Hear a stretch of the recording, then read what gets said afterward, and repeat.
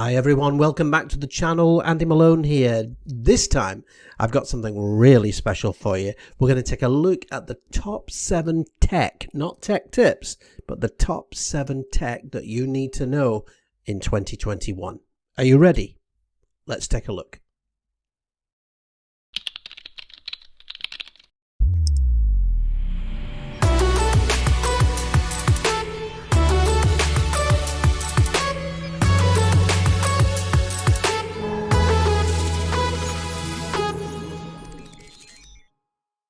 Hi everyone, welcome back to the channel. Andy Malone, Microsoft MVP and Microsoft Certified Trainer.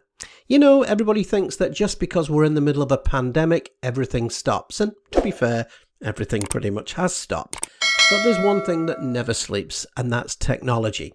And this time, what we're going to do is I'm going to take a look at what I think are 7 super exciting technologies that you need to know about in 2021.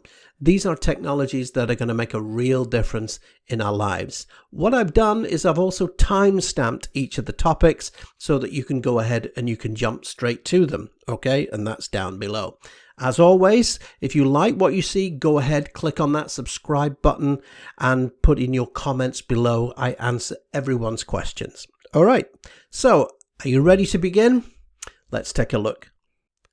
Right then, this is my top 7 tech that you need to know in 2021. Just a reminder, I'm Andy Malone, Microsoft MVP and Microsoft Certified Trainer. And yeah, you know all about me because you've been to my channel before, right? Right, I'm also an author, of course, so I love novels. So go ahead and take a look at that. Anyway, that's enough of the advertising.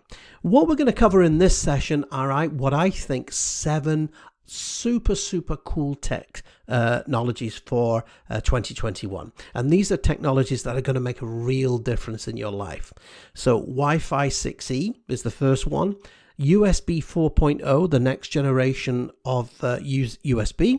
Talk about HDMI. So we've all got HDMI cables. Why do I need a new one? I'm going to tell you about it. Thunderbolt 4.0.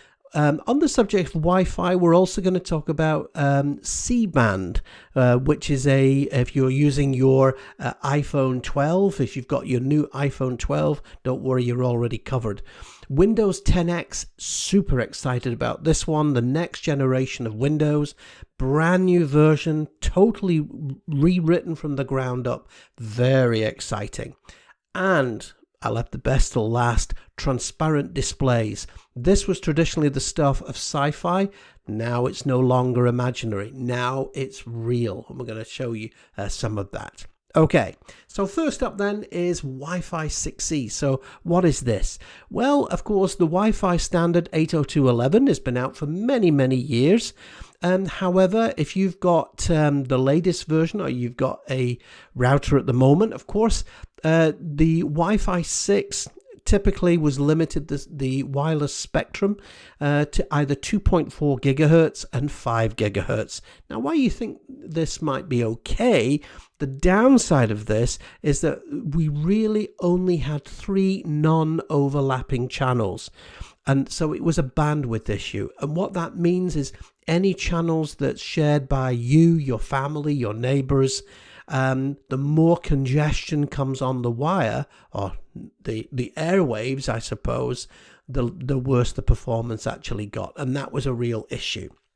So what they've done, as it says here, increased usage equals dropped packets equals increased latency. So if you've ever tried to make a Zoom call or you've tried to watch Netflix and it's gone really slow, typically this is probably one of the reasons, and especially now during lockdown, of course, that bandwidth congestion is getting worse.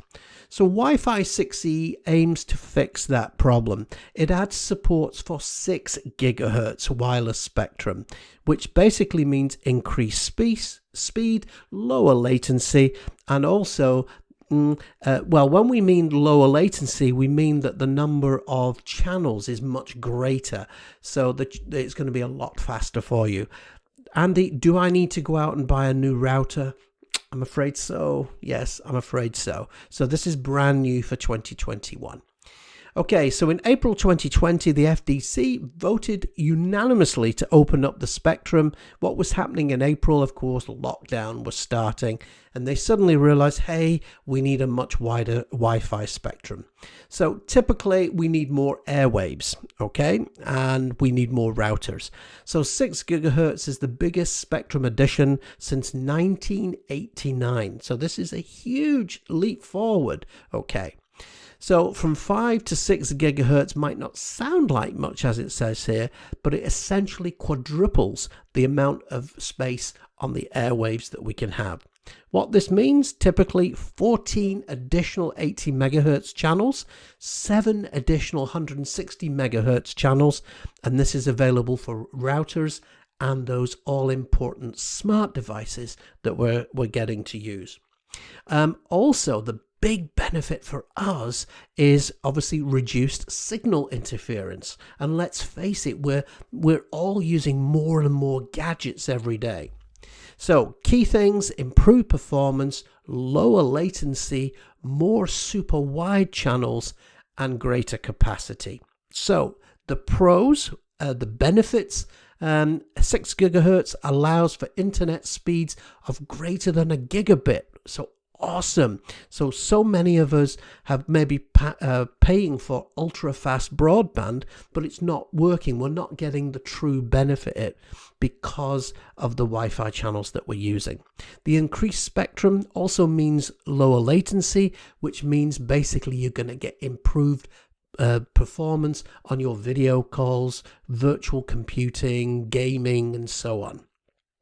The primary advantage, of course, means less spectrum congestion.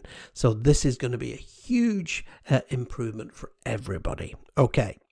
However, there are, of course, always downsides. So it does have an Achilles heel. So the 6 gigabit spectrum has shorter wavelengths. So shorter wavelengths are great for fast data.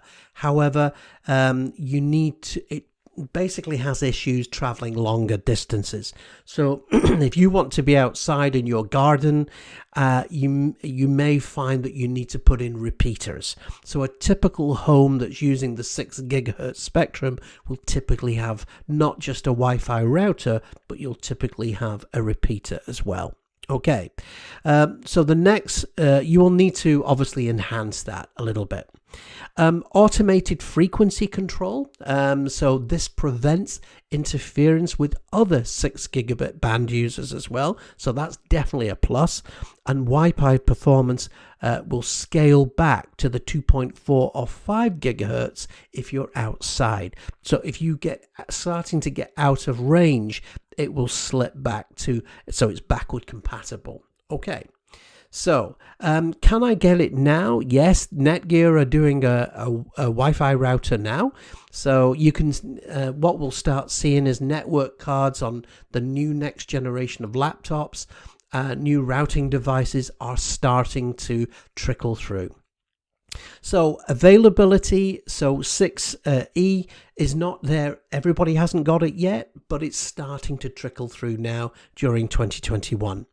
So there are, at the moment, there's more than 338 million Wi-Fi 6E devices that are ready, and they're coming to market in 2021. If you're in the EU, and so EU and CEPT, communication committees countries basically said they were going to schedule this release during 2021. So if you're in the European Union, you're going to see this rolled out to about 48 countries. If you're in any of the lower brackets there, so Brazil, Chile, South Korea, United Arab Emirates, Canada, Mexico, Peru, Taiwan, Japan, Saudi Arabia, Myanmar, Jordan, the UK, and the USA, then you've got it now. It's available right now. Okay. Security, of course, is at the heart of everything. So Wi-Fi 6 and 6E uses WPA, next generation security, and encryption. Okay, so this really improves and protects your connectivity. So you can see much more scalability, reduced interference, much faster performance, and it's going to be so much better for all of us, especially because we're all working from home now. Okay, so there you go. Wi-Fi 6E. Awesome. Okay, what's next? So next is USB 4.0. Now, yes, we've all had USB for a long time. This, however, is a real step forward. Now, also a little confusing because some of you might say, well, hang on a minute, Andy, USB has been out there. But the problem with USB, it was limited to 20 gigahertz. That's all changing now, okay? So USB 4 next generation, it's a complete reboot of USB. It's one of the biggest improvements in USB for many years. The specification, again, if you've got a new PC, new portable hard drive, this is going to be what you're going to be looking for in the future. So this is the newest next generation version of USB. It leverages Thunderbolt. So the Thunderbolt technology, the Thunderbolt 3 protocol, and delivers speeds up to twice as fast as what you've been using. So USB 4 is also backward compatible with the Thunderbolt 3, USB 3.2 and USB 2 devices as well. So that's good news. In addition to more bandwidth, USB also provides something shuttle and prioritization for video and data that previous USB iterations couldn't do. Okay. The first computers with USB 4 connectivity has arrived in just at the latter end of 2020. And it also encapsulates, the key thing here to note is it encapsulates, get my teeth in right, that Thunderbolt 3 specification. So basically it's about speed. Okay, so now 40 gigabits, that's the big selling point here. So just a quick thing, if you're going out and you're looking for this new tech, make sure that you're looking for that. Certified for USB 4.0, 40 gigabits. That's the symbol that you're looking for. Excuse me. Okay, so USB Thunderbolt, basically it's a marriage made in heaven. Of course, same technologies, comes from Intel. It uses the same physical USB-C connector. So this is USB-C, so that's great. So we don't need to make any big changes there.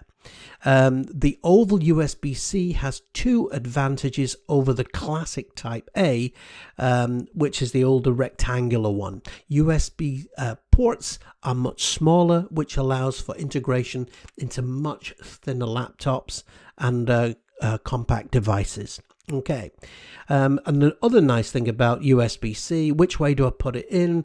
It doesn't matter, it's all the same. Okay, you can also plug a USB-C cable into a USB-C port in either way, so that's great. Other advantages, the USB display, of course, it supports not just storage, but also display. So, of course, this supports DisplayPort Alt Mode version 2. So this, you can transmit up to 80 gigahertz signals. You can even power multiple displays. So you can have an 8K resolution at 60 gigahertz refresh rate. And in the distant future, you can even have a single 16K display at 60 gigahertz. Wow. I'm looking forward to that 8 gigahertz TV. So USB 4 also supports dynamic allocation of resources between devices. So if you plug in a monitor, if you plug in a hard drive, it will balance the management of those devices for you. Also, of course, it's a USB, it powers everything. So it doesn't just power your hard drives, it powers your monitors and everything else as well. So you can charge USB devices as well. So instead of needing to plug into a wall socket, for example. So USB connections will allow for USB PD for charging your devices. Okay. Right now, some 3.2 ports don't offer power delivery and some do. So again, the USB 4 is set to really change all of that. USB PD can also deliver up to 100 watts of power as well. So awesome. Can I get USB 4 now? Yes, you can. So on the new next generation Intel or Tiger Lake chip. So this is the 11th generation of Intel processor. So make sure you look out for that. An example of the hardware that you can get is the Asus ZenBook. Also the Dell XPS 13 as well. If you've got the M1 MacBook, MacBook Air, MacBook Pro, MacBook Mini, this also supports that technology as well. Also, just a little note at the bottom, which is important. Just remember that although it's backward compatible, it means that your USB 3 device will still work with the new USB 4 adapter. So that's awesome. You don't need to have any connectors or anything like that. All right. Ooh, right. So the next one is HDMI 2.1. I know, we've all been using HDMI for years, right? Powers almost everything in your home. So recent HDMI, this is brand new. So the most recent connector standard will be an increasingly important force for PCs and electronics during 2021 and beyond. So what do we need to know? Well, it's been around for a short time. The consumer electronics are only now starting to adopt the standard. Okay, so if you've purchased that new TV or you're thinking about purchasing a TV, make sure it supports 2.1. Okay. So it also doesn't just bring out obviously the exciting stuff today, it also brings out the stuff in the future as well. All right, so major devices that currently support this, including the next generation Xbox Series and also the Sony PlayStation 5. Okay. Leading graphics card, for example, the NVIDIA GeForce RTX 3080 and the AMD Radeon RX 6800 XT also support this next generation. Also, it supports the next generation of TVs, including LG and, of course, Samsung. HDMI 2 is the immediate predecessor of 2.1, of course. So this was announced in 2013. So it's been a while coming around. And that's when 4K TVs really started to become mainstream. So what are the benefits? Well, the benefits are definitely much higher resolution video. Look at this. So typical, you've got full HD 4K. So that was that was the 4K version I just spoke about. But this new next generation stuff, look what it's producing. 8K and even 10K in the future. All right. HDMI 2.1 also supports dynamic HDR. So again, a high dynamic range. What does this mean for you? It means much crisper colors, much brighter. You can see here an example with your standard definition on the left-hand side and then on the right-hand side. So again, if you're watching a movie, this is going to be awesome. Okay. Enhanced audio return. So remember HDMI, not just for video, but for audio as well. So again, get the real power of your audio for watching movies. So again, in the past, as it says here, you would need to have a source. You'd need to have a cable or streaming box, and that would need to be connected through a TV to a destination video receiver or a speaker. Okay, that was possible prior, but not through a single HDMI cable. Now it is. So now you just need one cable, and this provides true pass-through delivery. So if you're setting up theatre, you're not having to worry about all of these cables. Okay.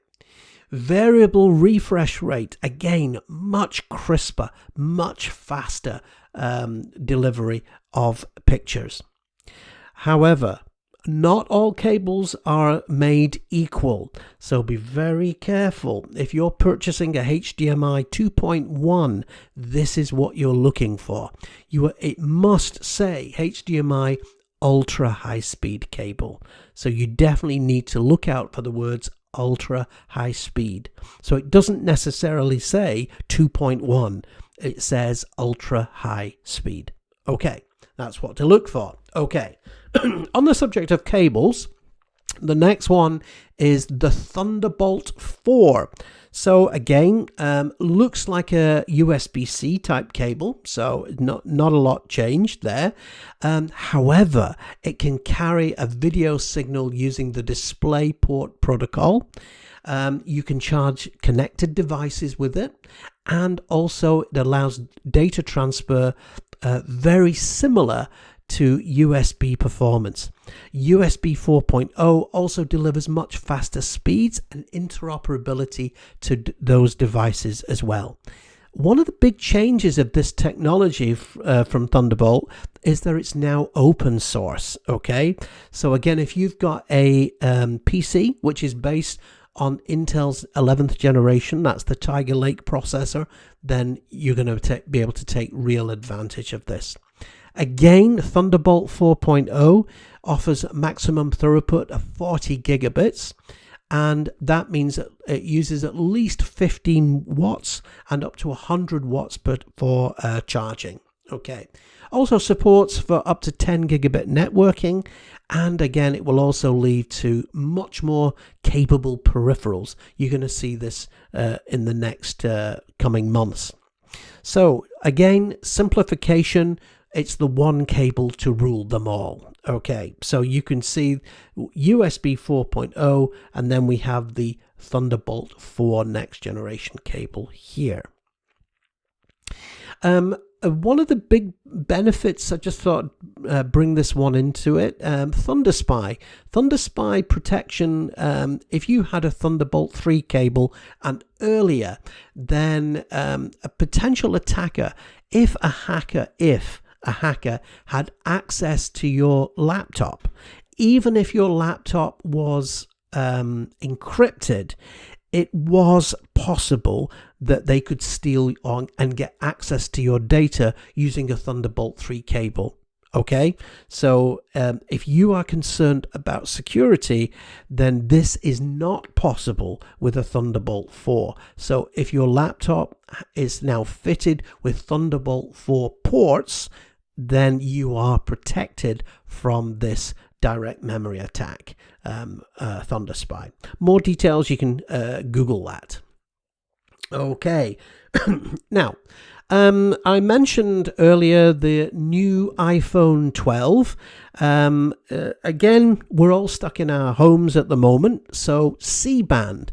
So C-band, 6 companies are currently potentially investing up to $80 billion in the US for C-band. It's a new set of airwaves that promises to fix the poor state of American 5G.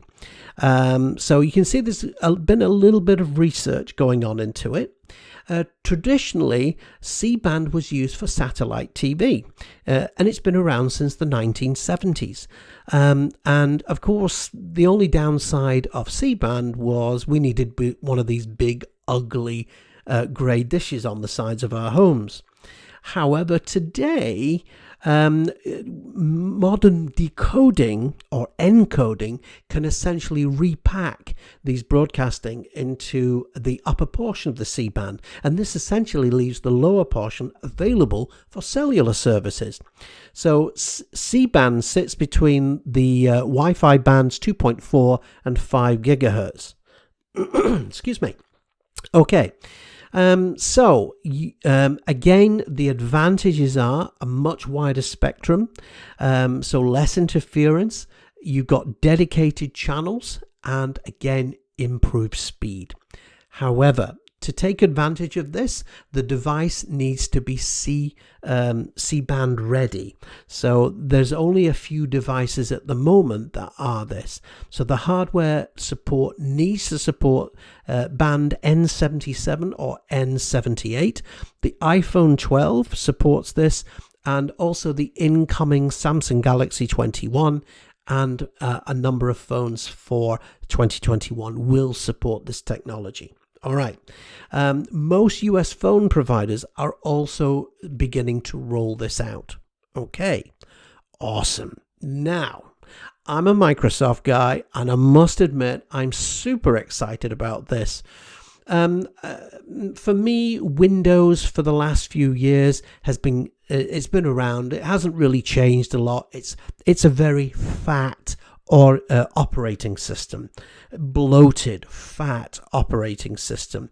So I'm super excited that Microsoft have written this from the ground up. This is Windows 10X, brand new, shipping in 2021, ultra lightweight. Think Chromebook for Windows.